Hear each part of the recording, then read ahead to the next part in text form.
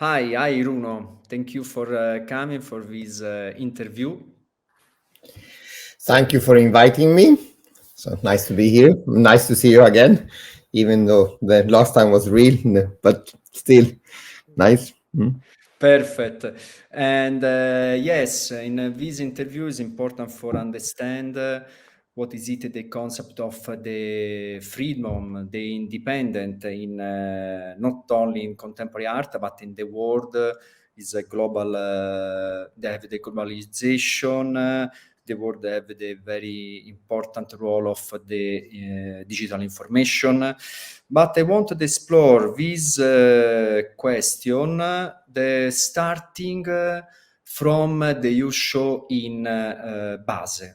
You have the beautiful solo show in Base Progetti per l'arte, the no-profit space born 20 years ago in Florence. The artist invite you for the expanded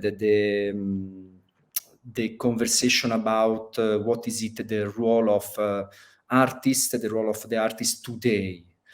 And I think the first question it's very important for understand your position in this reflection.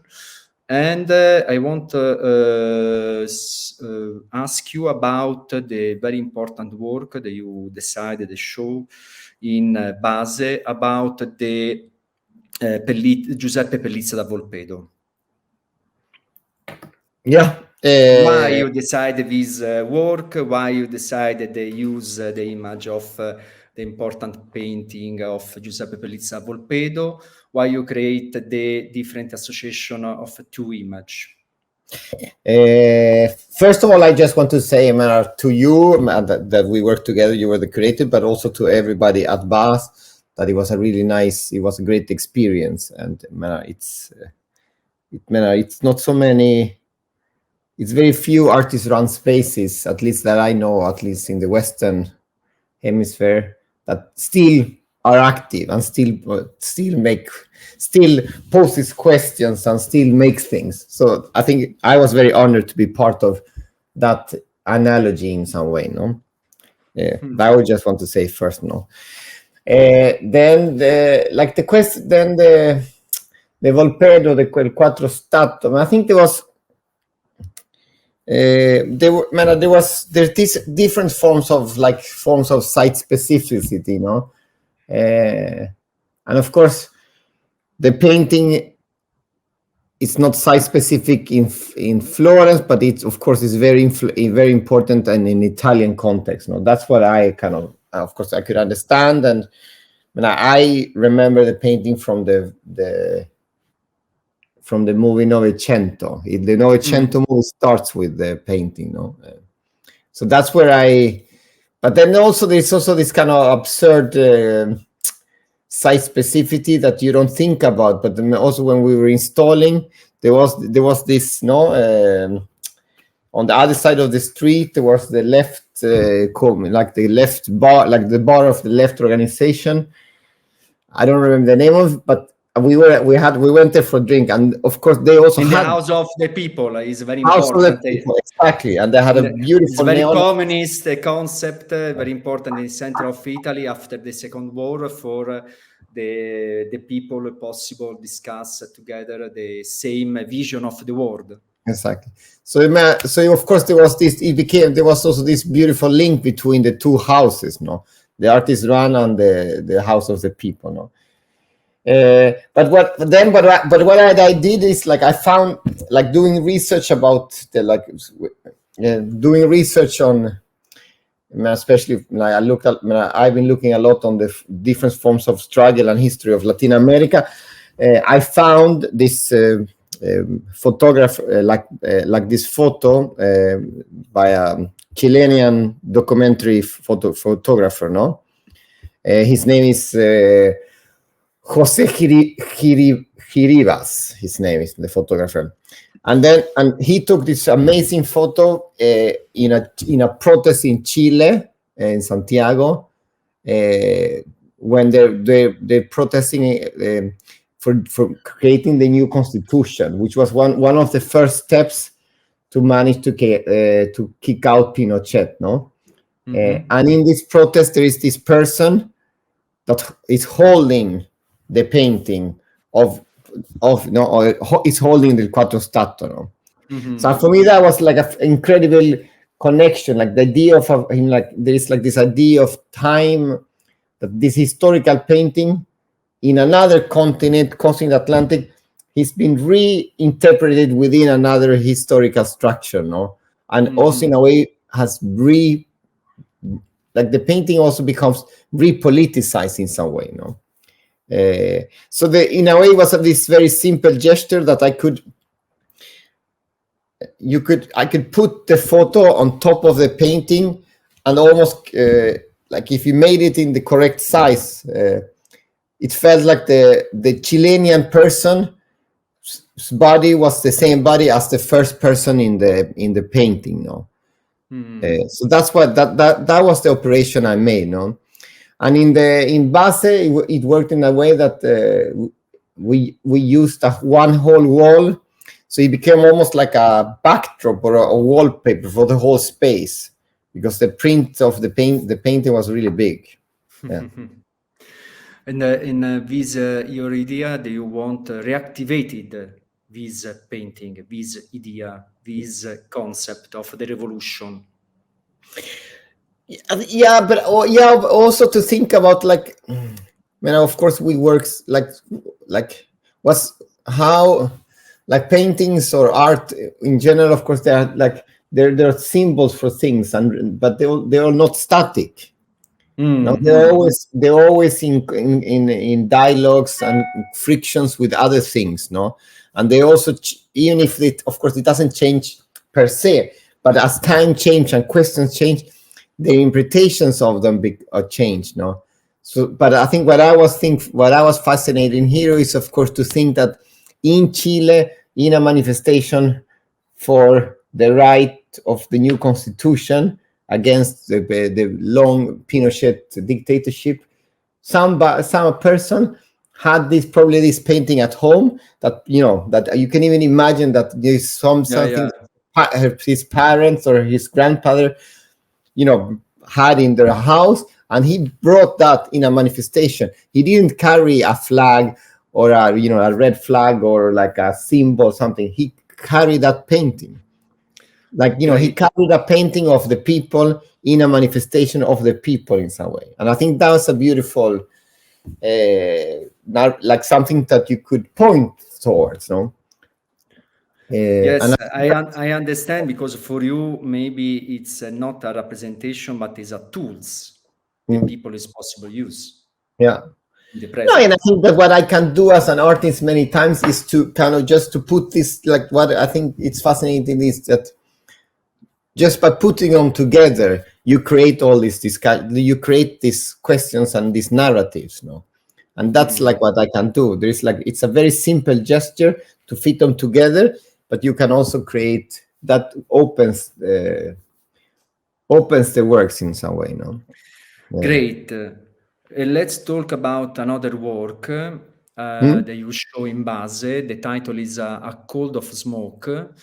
Is a work that consisted in a little candle that was wax dripped into the ground floor, but not in ground floor, but in the newspaper. And the newspapers change every day. My question is, was it a work about the saturation of information in the time of social media, or about the one speaking about the measurement of time in general? I think there is one. I think my first what I was really interested in the beginning, I think it was much more towards the idea that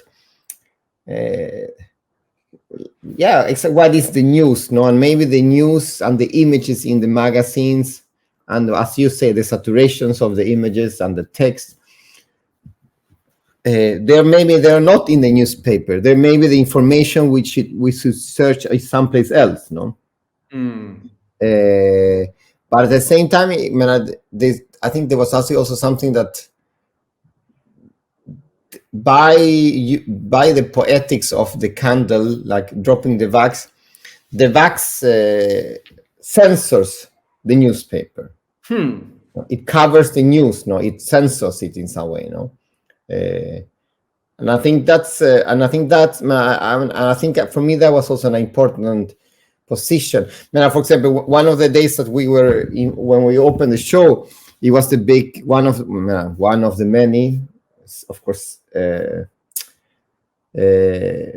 but it was one of the deadliest migrants crossing the Mediterranean. No, like it was a big boat that drowned and many people died. No, so the newspaper had a lot of information about that. No, and I'm always, I think that you have to be very careful with the production of images. You know, what does these images do? I mean, in a way, it's I also sometimes feel that, okay, of course it's super important, and we had the information and then what was going on is important, but sometimes it's also a way of that you kill somebody another time, no? Like you expose them to the world without the consent, you know? You give them, you know, and I think that's like, in that sense, I think the censorship it can be read as a censorship, as a way of, we need the information, but we cannot get it because there is the structure and the political hegemony makes the information very impossible to get. But there is also something which is a resistance, from my point of view, but also from a resistance of and a question of what the images are and who are access to these images and who is portrayed on the images. No. This is a very important important concept. And for Base exhibition, you also performed a performative action. Your performative action for you is very rare. And what is it, the concept of this performance? And why do you think this performance, this action, the work very well with the other work, with the other installation? Yeah, I think that, it's true. I mean, I don't do so many performance. This is the only one I do, but I think that this work is based on this history on earth metal called europium,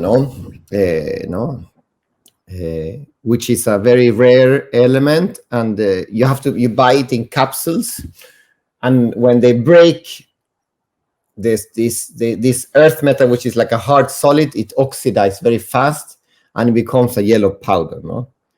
That's kind of what I do in the performance. I tell this kind of, it's like some kind of performance lecture where I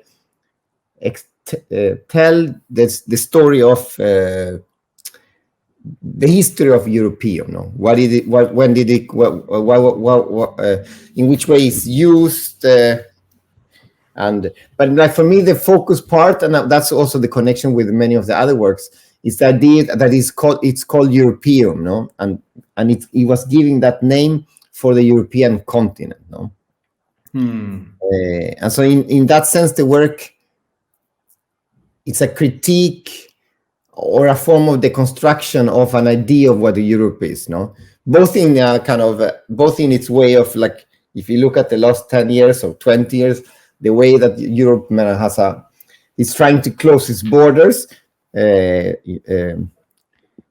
but also and there is also like a huge movement of right-wing governments, that constantly argues about that there is a European identity, and that European identity should be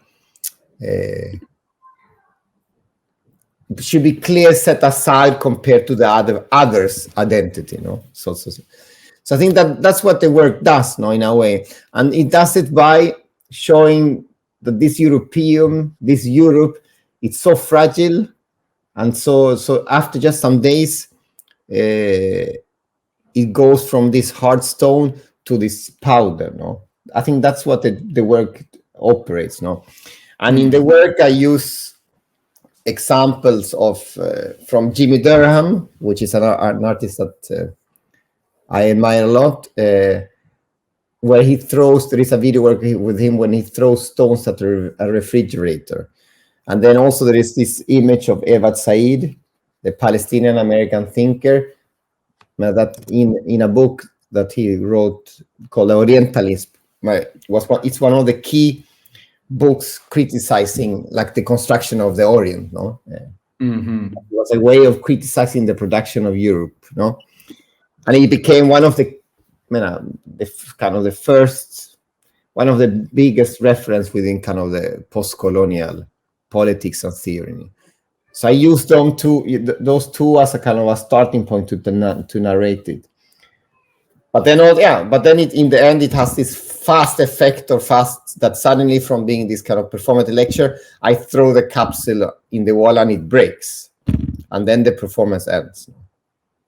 Yes, it's very important because the moment you demonstrate the concept, the utopian of concept of the Europa is very fragile.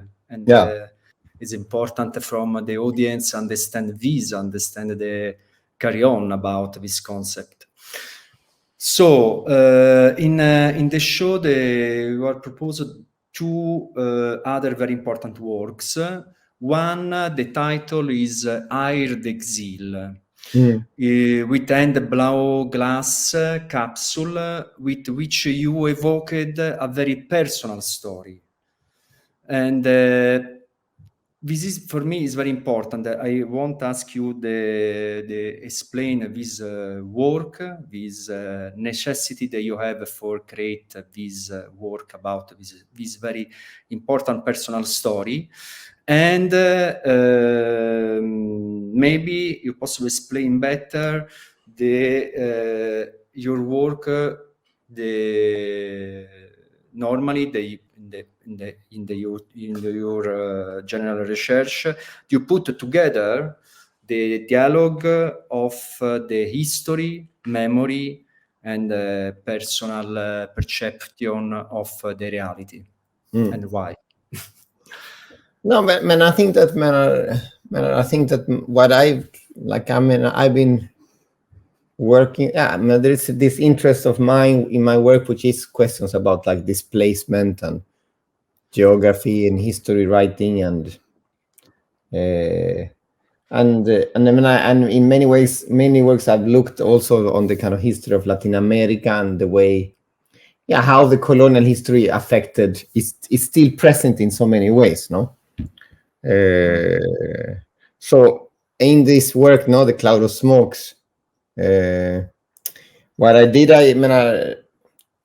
my parents exiled from Argentina in 1976, no, after the military coup there, and they came first to Spain and to Sweden. So I in a way I was trying to and one thing that for me is very important is the question of like to in a way avoiding forms of representation and using forms of materialization, no? So that's I think that, and then this piece, and I think also the same is with it, no? And this piece, what I did is like in a way, in a simple way, it's very simple. Like I had, I bought a cigarette package from 1976 from Argentina. Like I found it on like a eBay or something similar in Argentina. And then I went to a glass blower here in Sweden, like handmade glass. And then I smoked myself cigarette smoke inside the glass globes, and then we closed them. No, of course it has this. There is this reference to the Marcel Duchamp, no, Air de Paris. No? And then it's 20 because it's 20 because it's the same amount as in like a cigarette package. So that's like the kind of formal reference, no? of the. So I think that in a way was, of course, this kind of idea that smoke and that time span and that kind of history are inside the glass, no, and that questions of, like also like like that I also smoked it and it passed through the glass to. So I think that was a way of trying to materialize this, these forms of displacement or exile and having it cast inside these glass cubes, It's very strong and very delicate at the same time the approach. Yeah. And I want to ask you about the other work is a geometry is hope, geometry is fear, the writing the you put in the wall. And what do you mean? What is it? Is a reflection about the heritage of modernity, or what is it? Yes, I think it is. Like what it comes from, like very directly, is this that in the after the Second World War, like writers like the art historian Herbert Reed, he kind of introduced like artists like Henry Moore, Giacometti, Francis Bacon, and talked about geometry sphere, because the idea of the European modernist in a way, of course, was completely destroyed by the Second World War, and not only destroyed, but part of it, like questions of how included that was in the Second World War, the forms of modernity, And what I was looking at the same time in Latin America, the 50s, it's a moment where geometry is hope. It's where like artists like De Soto and then like Brasilia is built. So I think that was like putting those two things in conjunction to each other, like the idea of geometry as hope and the idea of its fear, But also, like as you say, the question of modernity. As Mignolo talks about, like the darker side of modernity is its coloniality. So this link of the different forms of geometry and modernities that which is something that in many works and in many things I have been trying to investigate. So I think that's the thing, and I think one other thing that I think also all these three works makes in this room, the glass, the candle, and it's also forms of they have in a way subtle or very clear forms of performativity. The stamp, because it's a stamp that it's made, the glass globes are blown by somebody. The candle, like you have to change the newspaper every day, So I think that's also a part of my work that which is always there, even if in a way it's very subtle. These forms of performativity, I would say. It's surprised me, and now discover new things about the show in Basel. Great. And I have for you the last question. Your works talk about the finding a dialogue between history and memory. Your work, they talk about finding a space of freedom. And I want to ask you what advice can you give to a young artist or a non-profit space today to find their freedom? It's very credible question. No, it's an absurd question. Because I don't know. I don't like. I cannot answer. I can't try to give some advice to like. But I'm not sure if like the idea of freedom or independent.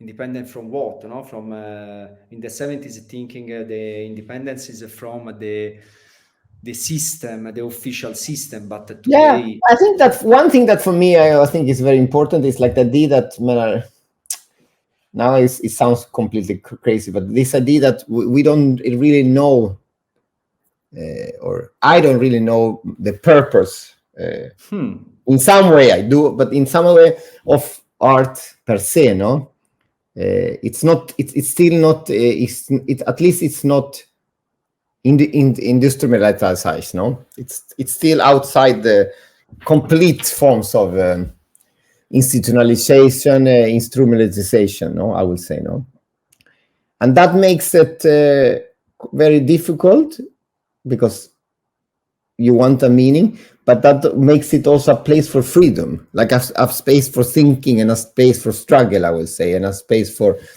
frictions. No, as this, it's not still defined as this has to produce this. Yeah. And I think that's a very important thing. Wow, it's very good advice. It's very important for understand the take this moment, this tool. Yeah.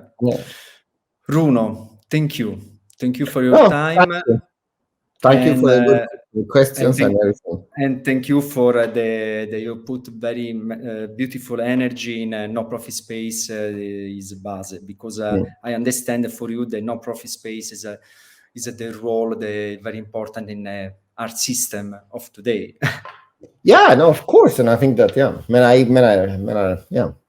I think it's a very important part of, and it's a place where you can do things that probably you cannot do in other spaces, and I also was engaged in an artist space here in Malmö, no, for a long time. So of course I also know it's like its importance as a space for in a city or in a place. No, I think of course. Yeah.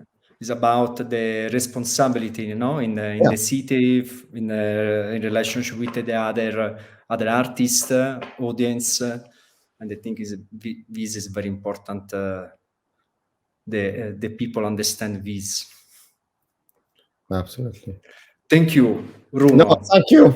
Super nice. Thanks, and good luck for your beautiful next project. Thank you. I hope. Let's see, but I hope so too. Have a nice day. Perfect. Ciao.